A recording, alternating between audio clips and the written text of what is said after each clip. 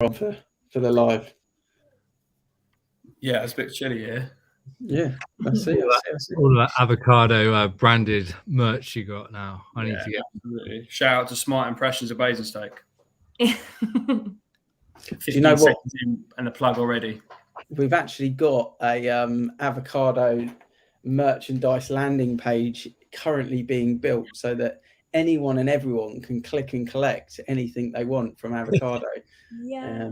Even got dog coats or dog hoodies being put onto it. So that's what 2023 is about. If the housing market crashes, we're going into the clothing game. So there's not a lot of avocado merchandise in the stores. So yeah, there's not a lot of anything in the shops at the moment. It's absolute carnage out there. But we went live a minute ago, so thank you for those of you that are joining us, and we're just chatting random off camera but on camera. What is it, the 22nd, December the 22nd, 3 days to Christmas, and it's still all go on the avocado socials. People are listing their properties well, today, yesterday, I'm sure tomorrow as well, so it's still all go. We've got the big debate obviously on the banner below, but I'm going to go to Ellen first. How are you? I'm wonderful, thank you. Yeah, have you had any festive tipples at all over the last couple of days? Maybe some. It is Christmas after all. Exactly. Chris, good evening to you. I see you've been out rocking and rolling with completions and all sorts, Chris. So good of you to check in. Yeah, I've seen a lot of festivities going on, a lot of illness out there as well, unfortunately. But hopefully everyone's got that out of the way kind of before Christmas. Ryan, how are you getting on? I'm really good. Can't complain. Apart from my internet keeps dropping out, so apologies for that. But yeah, really good. Just so busy. I've got quite a few houses coming on the market very soon. So I've been flying here, there, and everywhere. So yeah, as I said, can't complain. Life's good. Any little golden gems that you can tell us about without too much detail? I have a awesome 3-bedroom detached coming on in Lower Early. I believe it's a good part of Lower Early, and this is it. So yeah, it's a cracking house going live 28th of December. Nice. So yeah, a really, really good house. So I've got that one coming live, and then I've got in fact, we'll just go one at a time. We'll go one for now. One it is. Yeah. Matt, how are you, bud? I'm back to full fitness. Good. Pleased to hear it. I was out of it for a week or 10 days or so. Finally caught the vid, but I'm back just in time for Christmas. The vid is still a thing.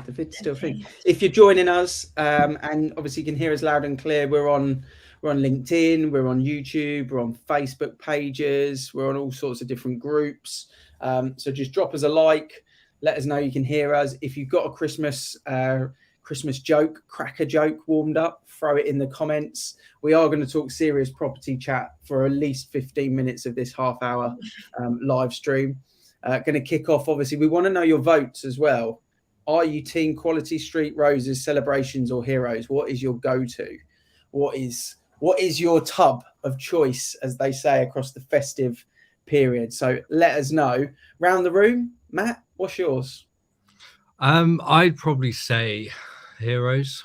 I got through a whole tub of them when I was ill, and it's just all the good chocolate bars in mini form, isn't it? So no Heroes. Coconut. Is there bounty in there? I can't remember if it is. I think did they take it out? No, and then I got Celebrations. I got to the end of the tub. It's just the eclairs there, all neglected. Yeah, no that's the private dentist dream, the eclair, isn't it? Ryan, what about yourself? I'm not siding with Matt here, but I'm definitely a Heroes guy as well. Absolutely, there's no competition. Ellen, you going to conflict this, or are you good? I just don't think you can compete with the classics. Give me a tub of roses or a tub of Quality Street any day. I did have look, Chris Surrey's come into the party in the Berkshire chat here, and yeah, throwing out the Ferreros. Yeah, cheers, Chris. Yeah, I don't know. It's a tough one for me. I think potentially Heroes. He's correcting the spelling of Heroes as well. Team Surrey. Let's take the sign off. There we go. So, right, let's talk a little bit about property. So, Zoopla report out today. If you haven't digested it, it's a random one actually, talking about random different parts of the country that are doing different things. But the main kind of stat, I guess, is the 2022 wrap up has got an increase on the average house price for the UK of 7.3%. Is exactly how they've summarised the 12-month window. I don't think I've seen probably a year with such a different looking chart that pretty much half time came in. There was a team talk at some point, aka the mini budget, and that team talk did not go well for that team. And obviously the market has changed drastically, but I think it feels a bit more stable now. But Ellen, your thoughts? What did you think the prices would do this year? I think we all knew at some point they were going to plateau. It was just not sustainable for them to continue on that upward trajectory the way they were for so long. I've been, I think, slightly surprised. The appetite for moving is still there for so many people. So, you know, you're not in that same market where you stick an open house, 20 viewings through the door, 18 offers, you know, and see what happens on the price. But if you're motivated as a seller, there's still buyers there and there's still plenty of houses being listed. So that's been quite surprising. Come and say hello then. We've got a Supergirl in the town here. Yeah. What do you think the house prices are going to do next year? I think we're all in the same boat. We're all in the same boat. We're all in the same boat. Now, I'm on a live call. So if you wouldn't mind going in the playroom for just 25 minutes and then I'll be in with you. Is that okay? No. Yeah? No. Or you can just stay there. That's no worries. Yeah, I think we were expecting it to plateau. Obviously, it's changed drastically. There's a lot of forecasting, actually, if you go back through some of the avocado videos that said somewhere between 5 and 8%. So that's not bad. Not bad guesswork. Matt, what do you think? What's your take on it? How the year's unfolded? I feel like probably most of that 7% came in the first 6 months of this year, right? And then, as Ellen said, we've all been expecting it to slow down. So, yeah, I think it's more or less as expected. I think maybe it's felt more dramatic in the end of the year just because of how it all unfolded after the mini budget. But really, I think a lot of the panic from that is over, and we're just kind of back to a more normal market conditions. I think probably, if I remember correctly, we were seeing like 15% year on year around May, June, July, that sort of time across a 12-month window from July to July. I think it was up and around 15%. So I wonder whether it kind of, it looked like that whole sort of that window of growth was so aggressive, and then it's corrected after the summer basically and sort of averaged it out around there. Ryan, what's your thoughts?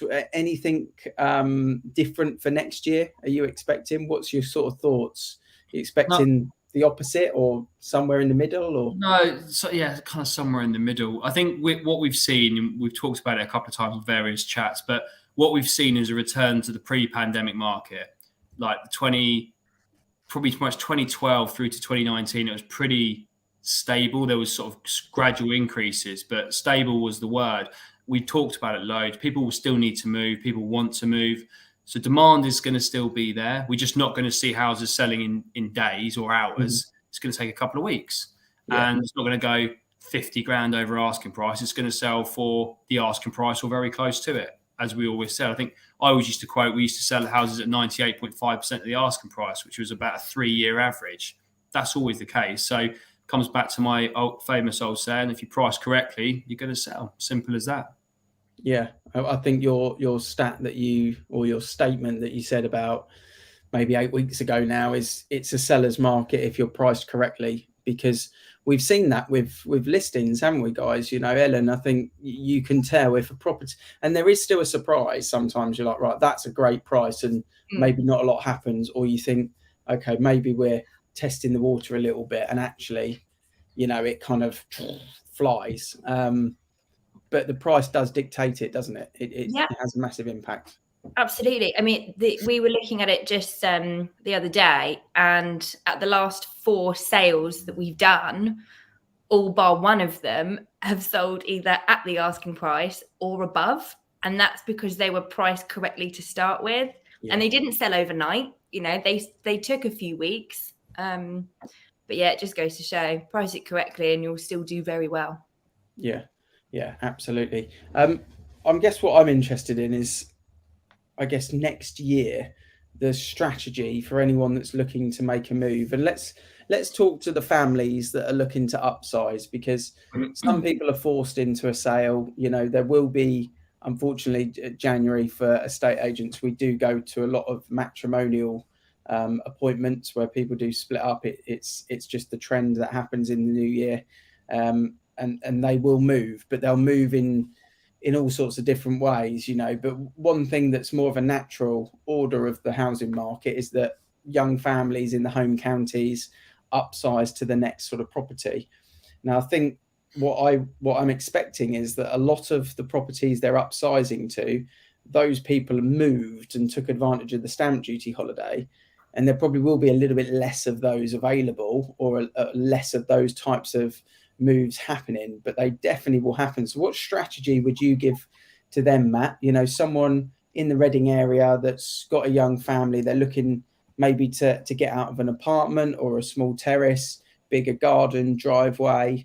What's the strategy for them in their new year move? But I think, like we just touched on a moment ago about pricing correctly, I think in 2023, that's going to be even more important to actually get moved, to get the right price for and the right buyer for your flat, and to make the move happen.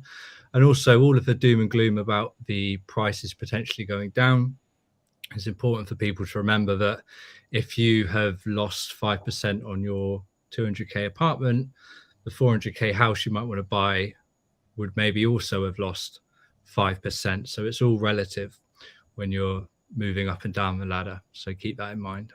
Yeah. Ryan? I think just set your stall out from the start, as in, you know, do the basics correctly. It sounds like a pitching someone. You want to make sure you speak to your financial advisor, sit down and work out what you can afford based on your current salaries and the new interest rates, because your current mortgage deal, it will be more money. Simple as that. So do that first of all. Make sure you get your property on the market before you fall in love with somewhere. It's almost back to the traditional way. Get yourself an offer, get yourself sold, and then make sure your agent manages your buyer's expectation, knowing full well that you need to find somewhere, and go from there. It's kind of just keeping it basic, really. Yeah, there's more choice now, though, isn't there, Ellen? I think that was the big problem that we had for probably 18 months. There wasn't enough for people that was available, and then when it did, it just got snapped. But now you've got a little bit of time, less pressure to actually find that the right home is quite a nice sort of factor in the market. You don't feel like you're overpaying, and you don't feel like you're under pressure drastically just to take anything. Yeah, absolutely. And I think as well, in the same vein, where buyers will have more choice out there at the moment, I think it's quite important to not rush the house coming on the market. You've kind of got that opportunity to make sure that you can give it a lick of paint, you can do extra, you can sort out those finer little details that are really going to help make your house the obvious choice for people. Yeah, I think so.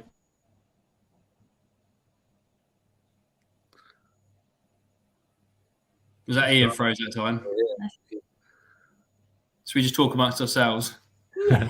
So I think one of the topics we was going to discuss is when to launch properties as well. So then, following on from your point there, Ellen, do you think it's worth, there's no point getting on the market like first week of Jan? If you've got to do stuff, leave it a couple more weeks, would you say? Yeah, I don't think there's a hard and fast, there's no right or wrong answer to the Boxing Day launch versus the 1st of January, versus middle of January. It depends on the house. It depends on the seller situation. It depends if you're launching something on Boxing Day, arguably because gets the most traffic to Rightmove, etc., etc. But if people are then inquiring to view, do you have anyone available? Does the agent have anyone around to actually deal with that. And don't get it on in the first week of January if that's a rush. Do it properly. We have a few that will be going live on Boxing Day. We've got a few that are going to go live in the middle of January because it's different situations for different people and what's going to work best for them. So the Boxing Day questions are funny. I think my internet dropped out there, so well covered, gang. I don't know what you said about me while I was offline, but thanks so much. Well, thank God Ian's got what we said, but that's fine. You're back now.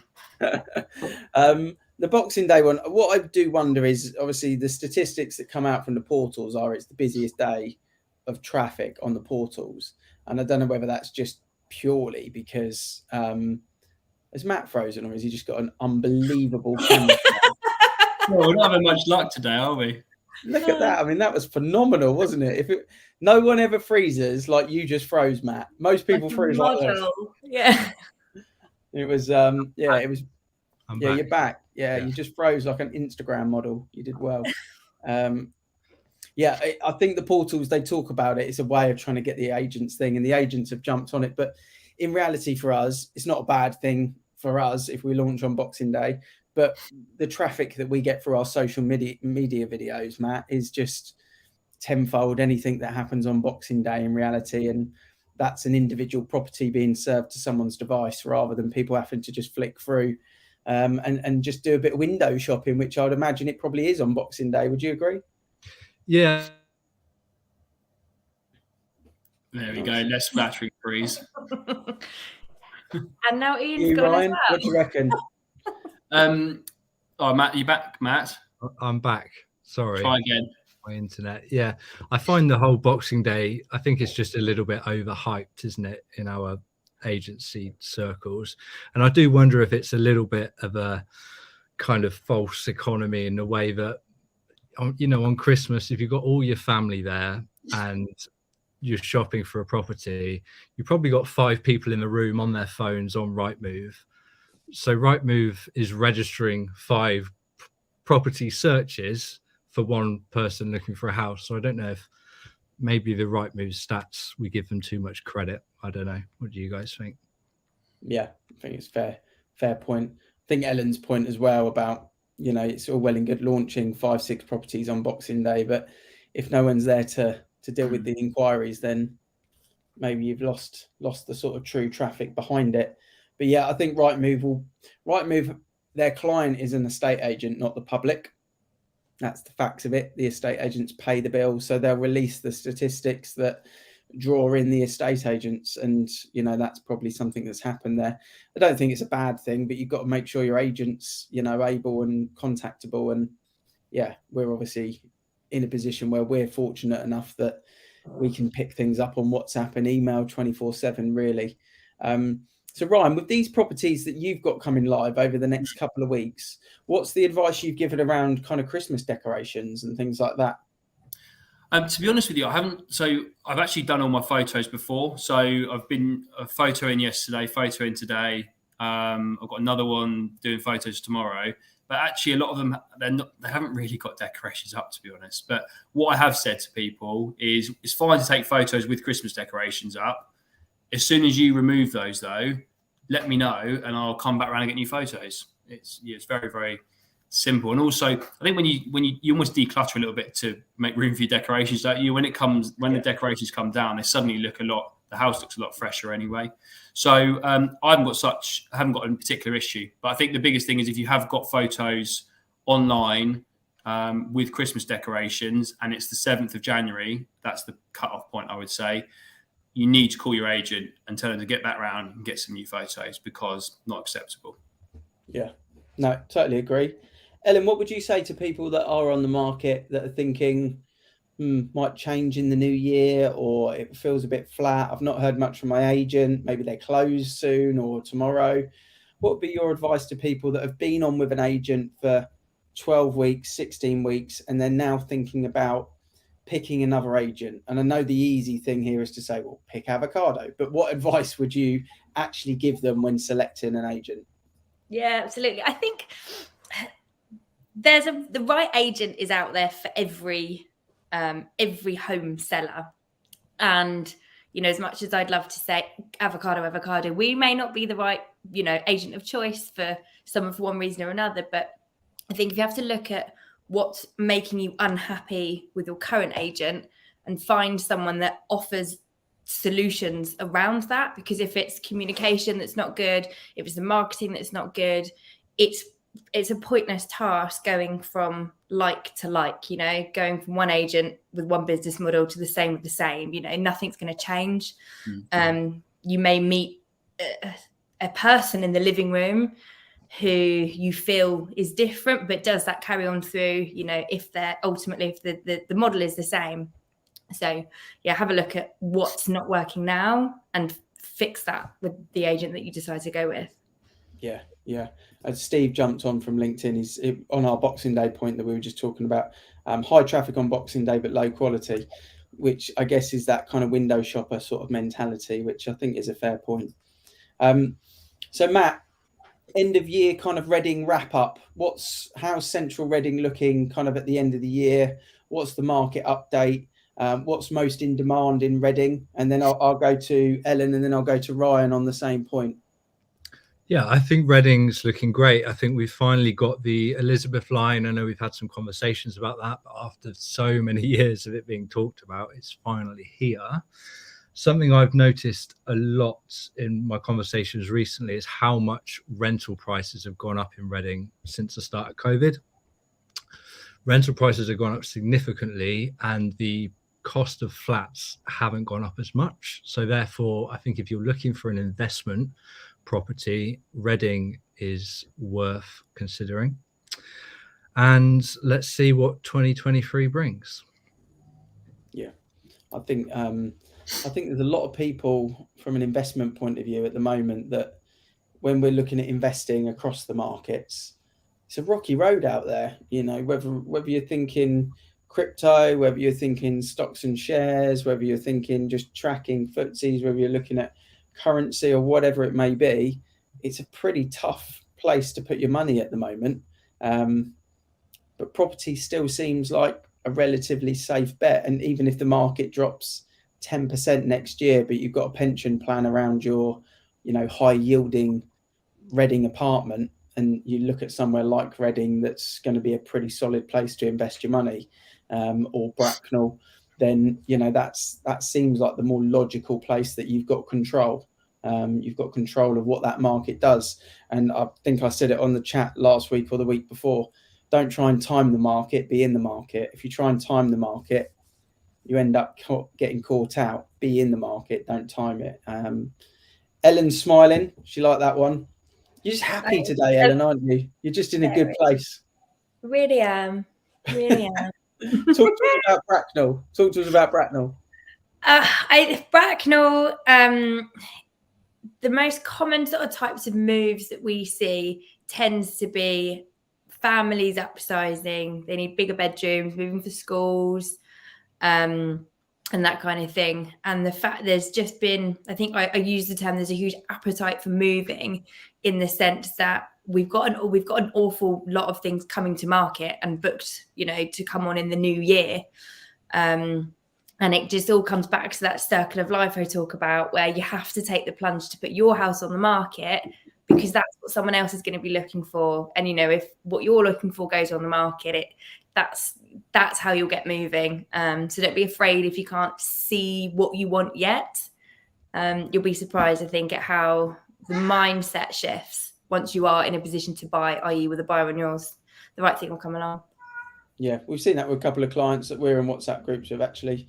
And it's been quite interesting to see that journey unfold for them, from despair of not a lot of action, then selling, finding, missing out, and then, sort of going on the search and actually just being patient and finding somewhere they're really happy with. And that's quite a common journey for a lot of people now, whereas it hadn't been the case for a couple of years. Ryan, how's Tilehurst, West Reading? What's your expectations for next year? How's the market at the moment? Is there a lot on, not a lot on? Yeah, I think there's, I checked this morning actually, I think there's still like 80 properties still for sale in RG31 alone. So like good numbers, there's still stuff out there. Same old things. I mean, there's still a lot of properties coming on the market that are too much money. They just haven't adjusted to the marketplace and just sat there for 12, 16 weeks. There's quite a few that have been on the market for a long time now. But overall, things are still selling and the market's still moving. There is still a lack of properties on the market compared to previous years. So it's still a good time to try and sell. And as Shadow, what Ellen said there, when you do put your house onto the market, put your property onto the market, ultimately, if it's meant to be, it's meant to be. The right property will come available for you. And it just comes back, I said it earlier in the conversation, it's about your agent managing your buyer's expectations. When you sell your property, if your buyer wants to be in within 2 months and you haven't found anywhere, it's not going to happen. So don't sell it to them. It's down to the agent to manage their expectations and deal with that offer process. But for 2023, I think excluding the last, obviously, 2-3 pandemic years, every year of my career, you see a load of valuations book in mid to late Jan, and then February, they start filtering through, and then coming into spring, it suddenly goes a bit crazy when people get their act together. So I would say if you're going to put your house on the market, end of January would be an awesome time. Get yourself sold for the deluge of properties that are going to come on the market around March, April. That's my optimistic view anyway. Yeah, I like it. I think, you've got to be looking at these things and sort of planning ahead, that if you're going to make that move, you understand where you're at. I'll put a link to the valuation booking on all of the different comments for the chat. So if anyone does want a valuation, and you want a valuation over the Christmas window, because sometimes people, it's just hard to find the time, but on the 28th or the 29th or the 30th of December, that's the time that you're both free and the kids are with the grandparents or whatever it may be, book us in. Most of the avocado partners are happy to do an appointment, because we're not committed to a 9-hour day in an office. It's just popping out to do an appointment and see one of our neighbours, because we're also local. So if you do need a valuation, drop it in on the link there, and we're more than happy to have a conversation about that. So Ellen, you getting attacked by a cat? Yeah, she's screaming at me, so I've just muted myself. Well, yeah, I think it's this side of the screen today. I've obviously had Grace come in, and you've got your cat come in, so I can hear the cat. Do you want to say hello? Does Cat want to say hello? Very vocal, but surprisingly shy. So the last thing that I wanted to just sum up on is it's nearly the end of the financial year. Obviously, for the group of avocado agents, there's 25 of us now, and across the course of this year, Matt, Ryan, Ellen, HQ, and all of us have been really active with local communities, local charities, local schools, PTAs, fates. Effectively, if someone shouts us and needs a helping hand, whether it's video based, financially based, just a pair of hands to come down and support an event, then we're pretty keen to do so, because we do mean that. It's one of our true sort of purpose pillars is community, and being that we're all local, kids go to the same schools, shop in the same shops, it means a lot to us as it does for the public where we live. And I'm really pleased to say that we targeted to see if we could get to 15 grand's worth of group donations this year, but we've smashed that with 21k across the group, which is phenomenal effort. So, big well done to the whole gang. And, hopefully those charities, those PTAs, those schools, those fates, all the different areas where we've all lent a hand to will benefited from it. And we'll go again next year, and we'll try and support. And, whether it's a simple promotion like Ryan did in the first 30 seconds of a local business, just helping out and having a chat with them, or whether it's coming down to Reading Pride, like I think a few of us on this live chat were down there, weren't we, Matt? We had a great time down there setting up a few giveaways and things like that. In fact, we still got some of the Pride flags in the office, I think. In fact, we might have about 1,000 of them in the office still. But that's what we're all about. We are a purpose-driven estate agent, and means a lot to us, doesn't it, Ryan? You're on the PTA, for your little one's local school. It means a lot to us, the community. Yeah, it's massive. And, it's kind of when you start with your own estate agency, whether it's with avocado or any self-employed model, you go in there obviously to better your life ultimately, and just enjoy again what you're doing estate agency. But, Matt and I have talked about this. It opens so many more doors to actually what you can do. I love the fact that I can give up a Friday afternoon and go and help the PTA set up their the school fete. It's not me giving up anything. I'm just giving up my time, but I actually want to do it. So it's so rewarding. And then, walking around and people notice you, it's just great. So it's really rewarding in yourself, not just what we're giving, but actually for yourself more than anything. Yeah, it's been great. I mean, a lot of us have been down and done, Christmas wrapping at the cowshed, and I know you went back down there again, Matt, didn't you? I think you went down with your partner, actually, with your girlfriend, to the cowshed and did some wrapping and things like that. And it's an unbelievable charity, that one, but it's just great to be involved and to lend your time effectively, as Ryan says. That's something that means a lot. I think Matt might be freezing, but yeah, it's important, that, isn't it, Matt? Being part of your community. Am I frozen? Yes. Yeah, you're doing like this. Yeah, absolutely. No, it's great, and it's taken on a whole another level of meaning, really, being involved with stuff like that. As me, as a self-employed business person, it's great to be able to help out local charities, and even I've donated to a few of my clients and various causes they've got going on. So it's incredible. And Ellen, we love the local chats. I mean, you've been doing some awesome interviews with, the mini guy that's been rocking around with the minis. You've had the Jennings Park kind of lights. Yeah. You've basically been Sky News in haven't you, really? But talk us through some of the people you've spoke with. So driving with Nico, who's the festive mini, which you might have seen driving around. It's quite the spectacle. So we went and met him and gave him an interview, and he is actually all over. He's Sky Sports News and all that kind of thing. And we also went to down at Jennings Park, a few of the roads there for a few years now, do the most spectacular Christmas light displays at the house. And so we interviewed a couple of residents to find out what it's all about, did a nice video for them. And we'll put the links to all the charities that they're supporting as well, because there's some really, really lovely causes. So we'll put the links in these descriptions as well for everyone to have a look.